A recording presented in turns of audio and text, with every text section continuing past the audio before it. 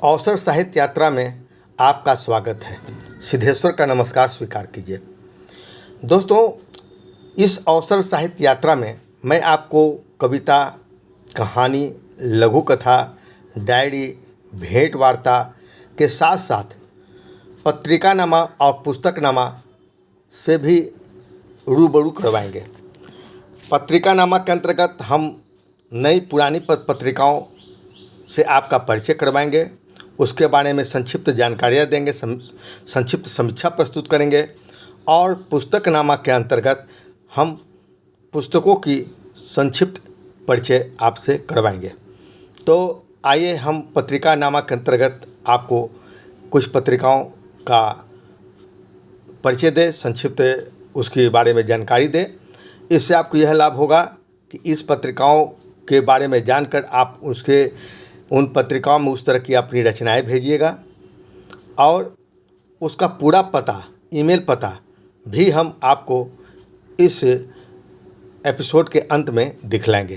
तो आइए हम कुछ पत्रिकाओं से आपका परिचय करवाते हैं, लेकिन एक निवेदन है कि आप हमारे इस चैनल को सब्सक्राइब अवश्य कीजिएगा। धन्यवाद।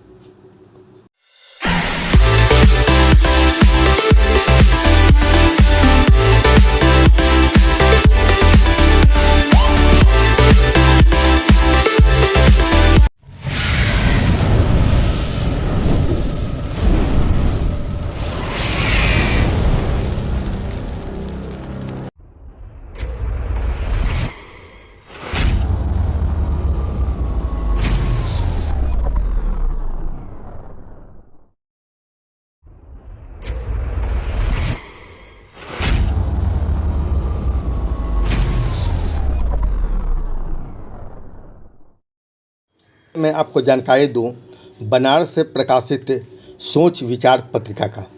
सोच विचार पत्रिका का जो अगस्त अंक है वह 75वीं आज़ादी का अमृत महोत्सव पर केंद्रित है और इस बार हर घर तिरंगा का जोश भी इस अंक में दिख रहा है।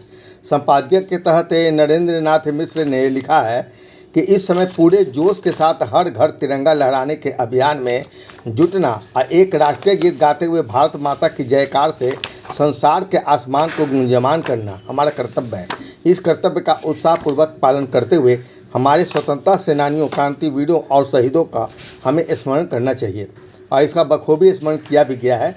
निरंकार सिंह, श्रुति मिश्रा, दीवान सुशील पुरी, उषा निगम, सीम सेना आदि रचनाकारों ने अपनी रचनाओं से सुशील मुनिंद्र की कहानी इन्हीं राहों पर चलना है, जी हाँ, इन्हीं राहों पर चलना है प्रकाशित है। और पूरन सिंह की कहानी पिंजरा भी हमारा ध्यान खींचता है। शिव प्रकाश श्रीवास्तव की लघु कथा रुपये 900 भी अच्छी लगी, लेकिन सिर्फ एक लघु कथा खलती है। कृपया लघु कथा की संख्या बढ़ाएं, मैं संपादक से निवेदन करूंगा। चाहे ओम प्रकाश के नवगीत भी अच्छे हैं और जैसे कि ज्ञान चंद मर्मज्ञ अपनी कविता में लिखते हैं, अनमाने से दिन सभी ओझल हुए, तुम जो आए प्रश्न सारे हल हुए। और भी कविताएं अच्छी बन पड़ी है, किंतु संजय कुमार सिंह की कविता में काव्य बिंब कम और सपाट बयानी अधिक दिखती है। संपादक को ऐसी कवितापन का जिसमें एहसास ना हो, ऐसी कविताओं से जरूर बचना चाहिए।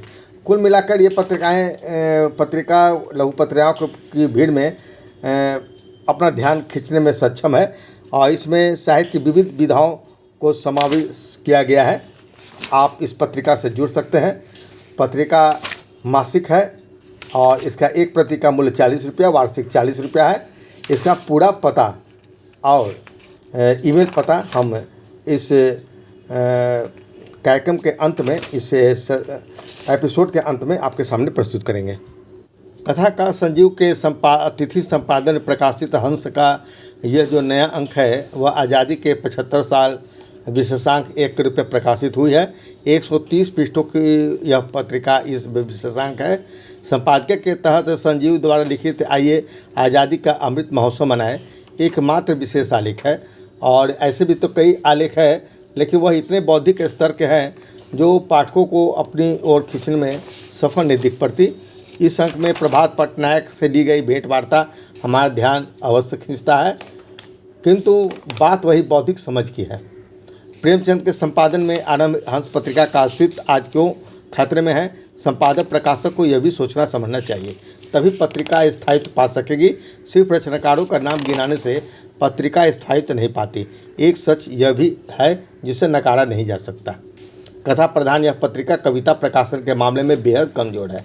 शायद ही कोई ऐसी पठनीय कविता इसमें प्रकाशित हुई हो जिसमें कवितापन का एहसास हो। हाँ, इसमें कई संजीव, प्रत्यक्षा, प्रियदर्शन, वंदना नायर, राकेश बिहारी की कहानियाँ अवश्य पठनीय बन पड़ी है और पांचों कविताएं जो है वो बिल्कुल उबाऊ है। पहली कविता बसंत त्रिपाठी की कविता ही देखिए। ताकतवरों के अपराध न्यायमूर्तियों के फैसलों से ढक जाते हैं, समाचार चैनलों के उछलते आंकड़ों की मुद्राएं अपराध को जरूरी जिम्मेदारी सिद्ध करती है। विरोधी राजनीतिज्ञ सफलतम पार्टियों की ओर खिसक कर जनता जनार्दन के निर्णय को कुचल देते हैं। कोई नहीं कहता कि अपराध हुआ, बल्कि कहा जाता है कि यह जरूरी था। यह एक विचार के रूप में प्रकाशित है, लेकिन इसे कविता के नाम पर प्रकाशित किया गया है, जो कविता के साथ बिल्कुल माने कि बेईमानी है। और आप खुद बताइए कि क्या इसमें आपको कवितापन का एहसास होता है। इसलिए मैं चाहूँगा कि संपादक कविता के प्रति ध्यान दें। हाँ, इस पत्रिका में संदीप राजसिंकर के रेखाचित्र अवश्य प्रभावित करते हैं और इस अंक में वीरेंद्र यादव का एक आलेख भी है, साहित्य चुनौती स्वराज्य से स्वाधीनता तक। यह महत्वपूर्ण है। कुल मिलाकर हंस पत्रिका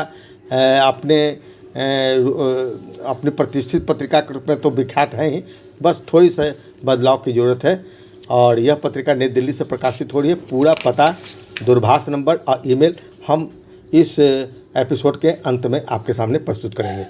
आप कृपया बने रहिए।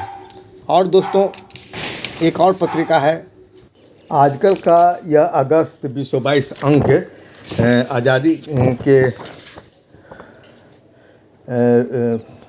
अमृत महोत्सव के रूप में प्रकाशित है। इसमें कई आलेख इसी से संदर्भित है। इसके अतिरिक्त महावीर राजा और सुशांत सुप्रिया की कहानी भी है।